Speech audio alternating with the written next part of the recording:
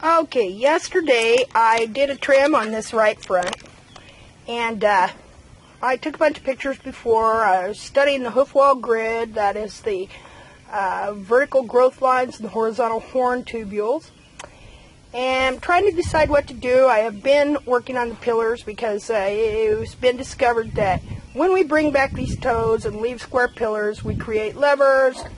A lot of times one pillar will get higher than the other. In his case, both inside pillars, but you don't really notice it. Just looking at you notice this in pictures. You take enough pictures, you're going to start notice things and asking questions. So a bunch of things came together in my mind, and I have been working on this for a while. And the people I've led into kind of the understanding of this, and I'm still starting to understand more. Have gotten really good results because, you know, we've all been trimming our horses for a long time. Many people out there have been trimming their horses forever, trying to get that foot. And it seems like we go back and forth, you know. And so I came to the conclusion and discovered that it was these big square pillars that we're leaving on these horses. And yeah, they may look round, but they're not. And the hoof wall gets compressed, and they get high on one side, throws the weight onto the back heel. This pushes all the wall on the outside forward. Just a lot of different things happening. But there was something I wasn't seeing about them, which I mean, I was starting to see it, but I really started seeing it yesterday. And then I was talking to my friend Kelly, and she said that she got really tired of the way her farriers trimmed all the hooves, and this is why one reason she dropped the farriers into parallelograms. Well, I never even heard that word. But I'll show you on this video later what it is, because now I understand it. Now I have a word for it. I also have another word for it. It's called FBS, Farrier Blindness Syndrome. And this is where you create a hoof distortion due to you're not seeing correctly, which it can happen to all of us because I've been doing it too. And so I just am a trimmer, so you can either call it FBS, Farrier Blindness Syndrome, or you can call it TBS, Trimmer Blindness Syndrome.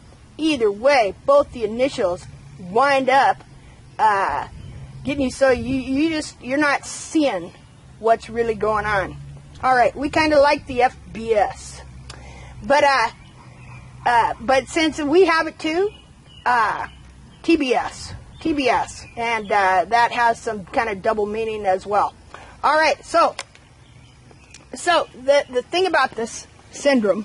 Now, after I trimmed him, he stood straight for the first time. Before that, he's been pigeon-toed like forever, you know. And I knew something wasn't right, but I just, you know, I couldn't put my finger on it. So I was doing a basic trim, and now not on your horse that has stretched out toes where the sole is stretched out way in front of the underneath the coffin bone, but on a horse like this, or for a lot of you trimmers that have been trimming for a long time, bringing the toes back, and you're getting that sole ridge in the toe.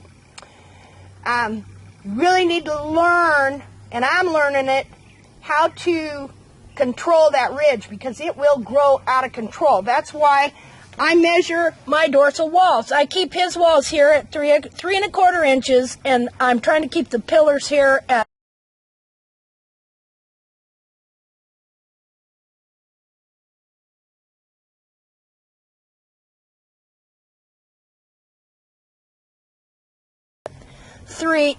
2 3/4. Where am I at? Oh, I keep the dorsal wall at 3¼ on him, and I keep now this is something we've grown to. Started out at 3½. You understand? You have to understand, any measurements I give you aren't hard and fast rules. They're generalities. Okay, you have to learn the anatomy. You have to learn to read the foot. You have to learn to read how much sole you're getting.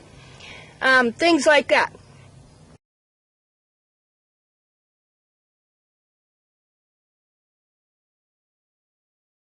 But I generally try and keep this at 3¼ right in here, either with or without the bevel. Sometimes it just depends. You got to read your foot, and then because the internal foot the surface and measurements of the internal foot start becoming less as you go around here, I try and keep this at 2 3/4 starting right here. So I just know that my pillars are kind of shorter now.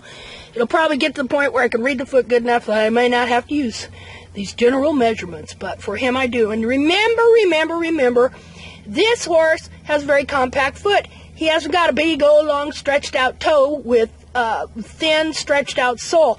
So what I do on a basic trim for him, I have to take out some of that sole ridge to keep everything uniform. And so in the video video I did yesterday where I trimmed this foot, you'll see where I do that, where I scribe out the sole.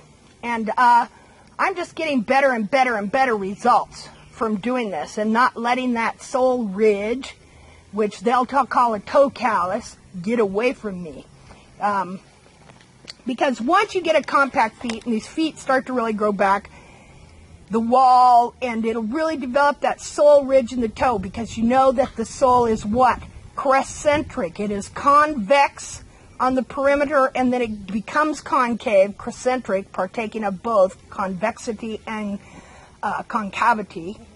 Okay, but you get a convex ridge of sole around the inside perimeter of the wall. So in this particular hoof distortion that I've been dealing with the high pillars and stuff, see, your eyeballs are thrown to another area of the hoof.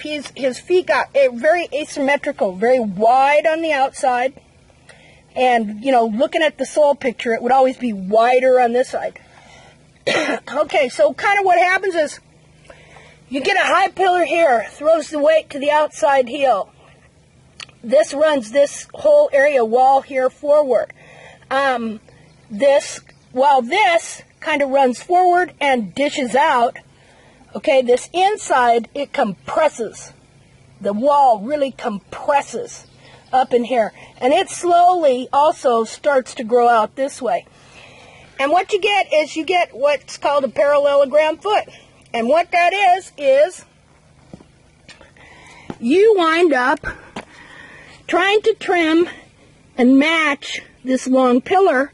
So you're trimming to where, just a minute, you're trimming your foot sideways, thinking you're trimming straight. And the whole foot, let's see,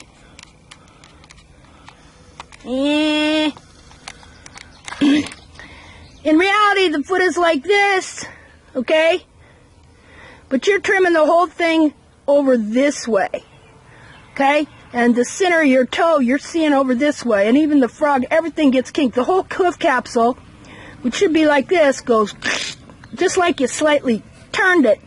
And you're trimming it that way. And you're making that foot go that way. And then this is high here. And so they turn in at the toe. And they're always putting their foot outward, because they've actually got also an internal medial-lateral imbalance here. Because this toe so compresses, lifts the front of the coffin bone on this side. So yesterday I was trimming, and I was scribing the sole out around the toe here, and I just got to thinking. And I saw where this whole side, because I've been changing these pillars, so now the foot is starting to change, and it's starting to manifest its issues where I can see it. Okay, I started seeing that actually I was very more forward on this side over here. And this is why I have the white in the sole in the toe too, because when the wall twists like that, it's connected to the sole here, that's connected to sole corium, which also goes, the sole goes with the wall where it's connected and goes kind of over like that. Well, that damages the internal sole corium, which releases what I call laminar serum into the sole, creating this white. And what it's doing, you'll find that this is very hard. It's trying to hold the foot together. It's trying to keep it from re-injuring itself. It's trying to keep it from twisting or turning or tearing or whatever. And so you never want to just take this out. It's there for a reason. You've got to figure out why it's there. Well, now I know why it's there. So anyway, I really took that pillar down, And for the first time he stood straight, and I don't know how long. Didn't look pigeon-toed or toed in front, which was a real blessing. Okay, so now I'm going to do the other foot.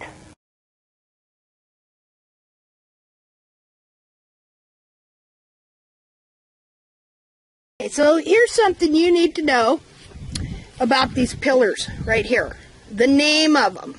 Whoever named that and started that name, they're right on, because once these things are in a certain place and established, that's where they hold the foot.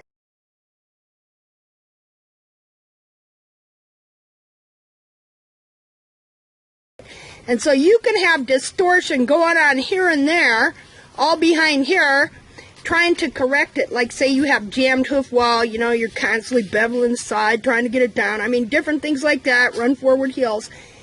And it seems like it might get a little better, then it goes back to the way it was. That's because these pillars ground the foot. They hold the foot in its shape and position.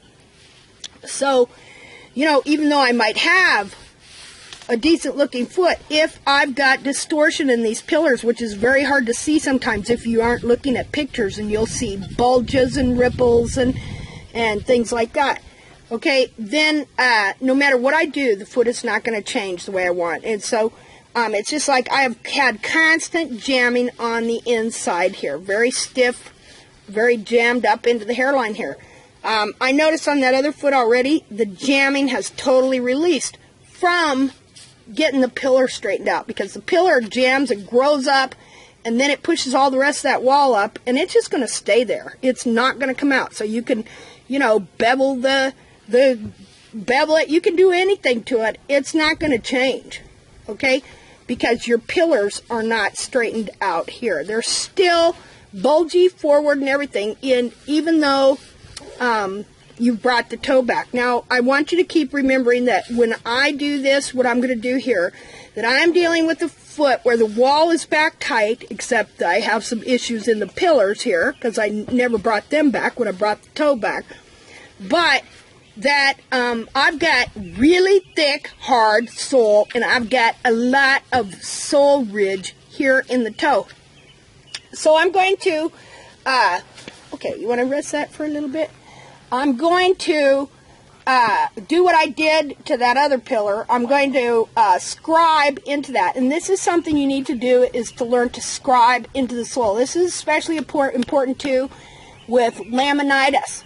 Because when you get laminitis and the wall separates and grows forward and you have a laminar wedge and it pulls the sole forward with it, you need to release that sole from the wall and the laminar wedge, so that it's not, the sole tubules in the sole are being stretched forward. Okay, so we're just going to take, and I'm going to scribe out this toe. Now, I know he's got a high pillar here, just like on the other foot.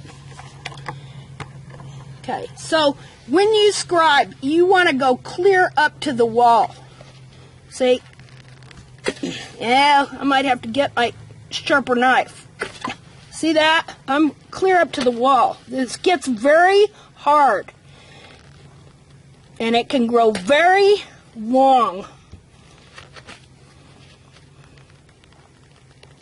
Now, it's a little hard to get at from this side.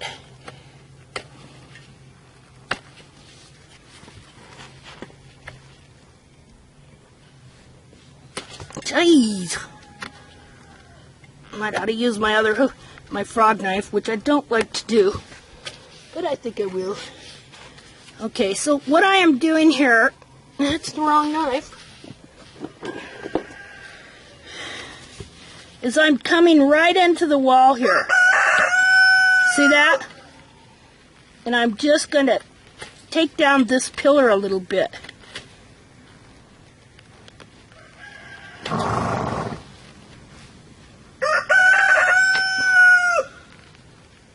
And this whole side of the foot a little bit, because the whole side has gotten higher and more compressed than the other side.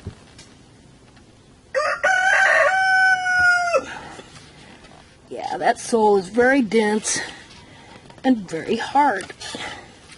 Hold on there, buddy. Might have got a little deep there. Okay.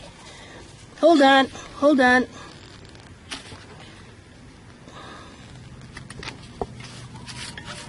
Okay. Hold on.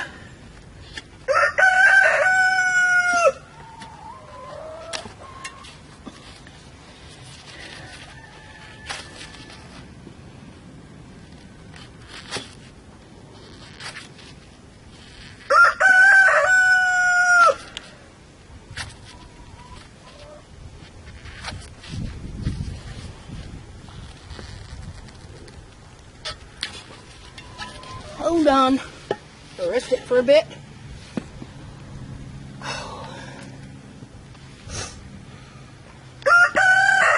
Now again, I'm not telling you to do this because you've got to be able to read the foot. And this is correcting. Now see, he shouldn't have this white stuff in the toe here either, and the reason he does is because of this high pillar that has grown out over like this.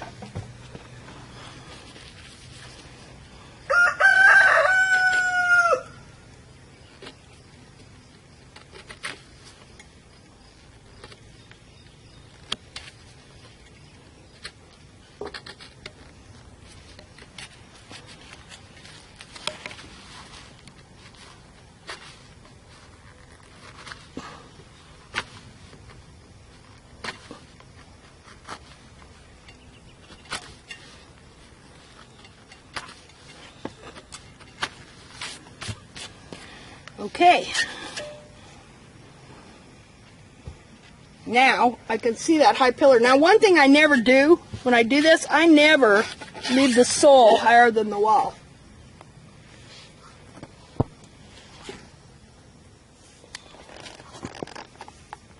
Come here.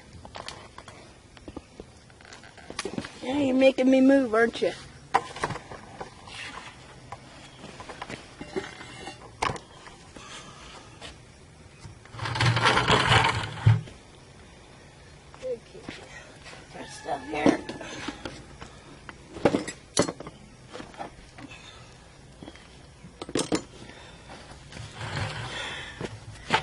Okay, over here. Over here. Okay, now I'm going to go ahead and just take my nippers, nip off. I could rasp this.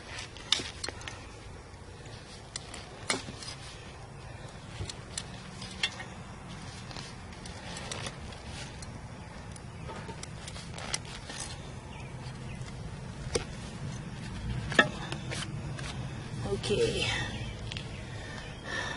Okay. See how this white again goes into the sole? That shouldn't be there. All this is here to try and hold the foot together because the whole wall has skied over like that.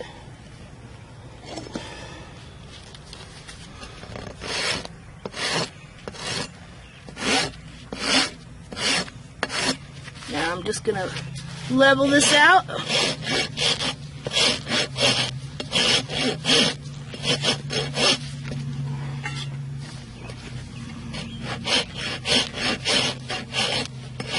I like to do the heels like this. I don't like to bring it back like this. This way I can control the level of the wall from here to here. And since we're at it, now I need to do a video on heels so that you realize that your heels are not just this right here. See what you're looking at here. How high do my heels need to be? You know, you're looking at, here's your periopal skin. Then there's wall that goes right here. This is your buttress wall. And it grows up under here to about there. And you're going, how long should my heel be? And you're looking at this piece right here. There's a lot to consider when you're thinking about your heels. Okay? So, for now, I like to bring my heel just right about here. See how this triangle here goes to right about there? Okay, I don't bring it clear down to the periopal skin. You know, And you can even leave a 1/16 of an inch of wall right here. Okay, but you don't want to get in the habit of always leaving a lot of wall back there. You notice how I can rasp down this foot and I can get a clean white line pretty easy. And I have very thick, hard sole because all my wall has come back and it's retaining the sole underneath the perimeter of the coffin bone. Okay, now what was I going to do? All right, so now, see, in this case, I also have a problem with my heels. Not as bad as it was because this heel buttress wall was very upright. While this buttress wall was run forward like that. So even when you were bringing this triangle back, even with this one was always in reality lower because it was angled forward. Okay, so you have to think about that a bit.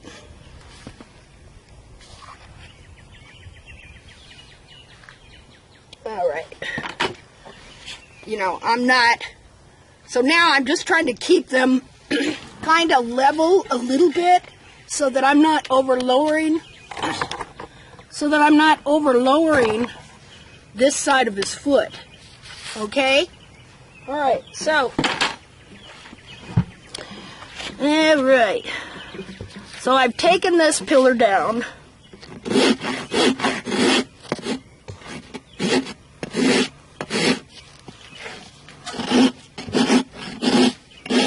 Just going to level this out.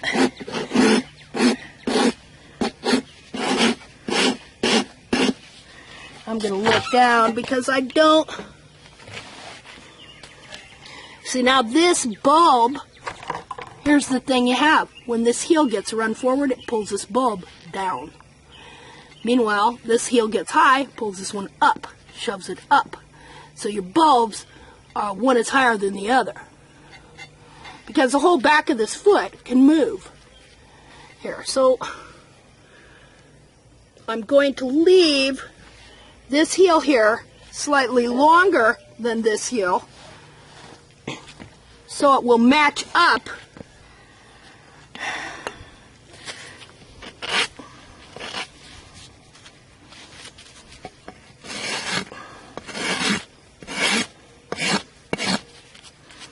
Okay, now I'm going to sit his foot down.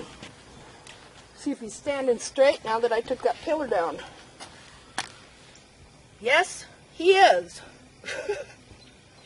Well, Ballard, that was probably a relief for you to get that pillar taken down. And see, you can look at that pillar wall. You can see the bulges in it from being compressed. I hope I've been recording. Yes, I have. Okay. All right, now I'm just going to bevel the wall a little bit. The correction is not totally done, but this wall over here on the inside is jammed up. We'll see if lowering this pillar and getting it right. Now the whole wall has to grow out from the jam compressed pillar. Okay, this is just a correction move to deal with your hoof growth, to try and get your hairlines symmetrical and even on both sides. Not cattywampus. You know, not like that. Okay, so give me the foot.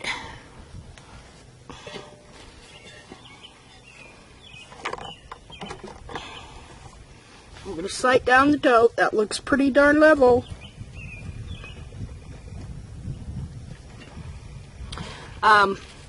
As, you know, when this foot twists slightly like that, your vertical or your horizontal horn tubules in front, you'll see them. They won't run straight quite down the foot. They'll be just a little twisted over towards the inside. Now, on occasion, you will find a foot that's the exact opposite of this. This heel will be run forward. The pillar will be high over here, and it'll be all stiff looking over here. On occasion, that does happen, but mostly this is what happens because we don't see this foot straight a lot of times when we're trimming. And especially if you've had long toes and you brought them back, this pillar, inside pillar, tends to get high. Okay, now, I want to make sure, now that I've taken that wall down like that my rasp is not running into it, which it is. See there? Okay, so I'm going to take this frog down so that he is not walking on his frog.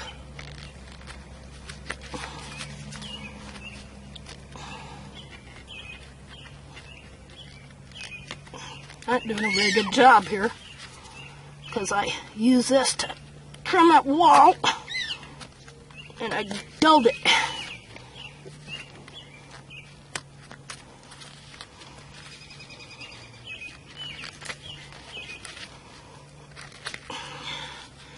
Plus,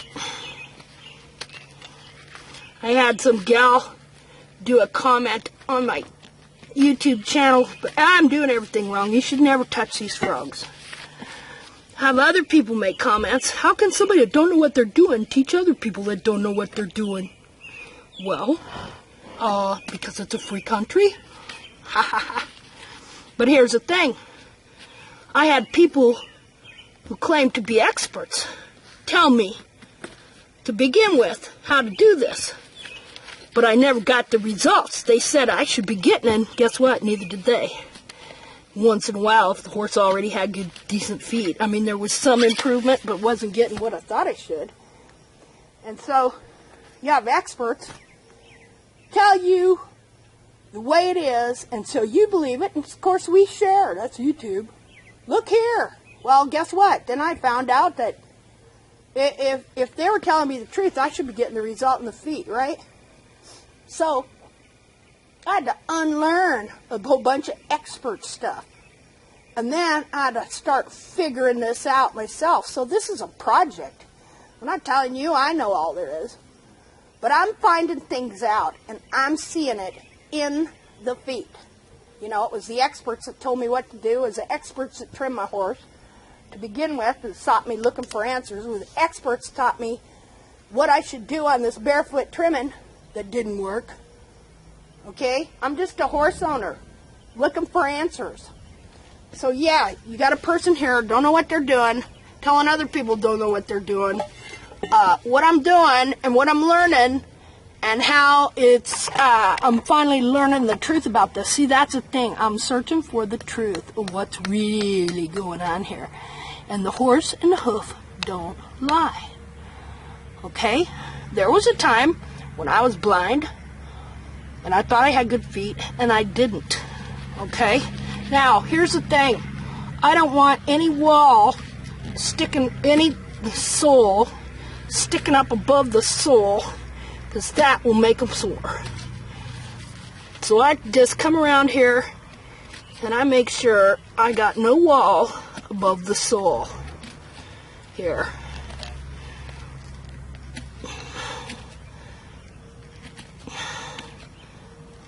Look at that sole. I got plenty.